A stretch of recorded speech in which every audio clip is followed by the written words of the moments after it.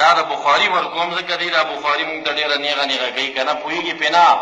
زما چلنج دی مړو ژوندو د مذهب مخالفینو ته په بخاري شریف کې یو حدیث دی په اول جلد کې چلنج ورکوم دوی ته چې دا دی صرف زما مخکې قرت دی او ترجمه دی کي بس زه د دوی مذهب ته وراوړم دوی په بخاري څه پوهېږي بخاري باندې دوی پوهېږي نه په عامه اصطلاح باندې دا چې نن سبا پیدا شوي دي داعش ورته وایي څه شی ورته وایي نوم خو مو اورېدلی که نه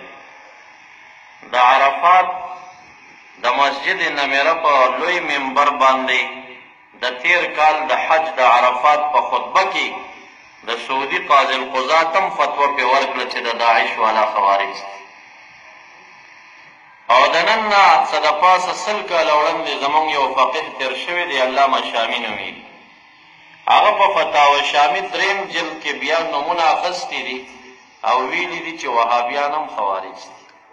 او دغه داعش هم وهابیان دي دا څه نور خلک نه دي مسلک کې د دوی سره شریک مصنف عبدالرزاق هغې کې دا روایات دي چې خوارج به د اهل بیتو سره دومره دشمني ساتي چې کله په آخره زمانه کې خوارج راوځي د جنگ میدان ته وی چې د چا نوم حسن وي نو شهید کوي وی علالی وی او چې د چا نوم حسین وي نو شهید کوي وی او چې د چا نوم علي وي نو شهید کوي وی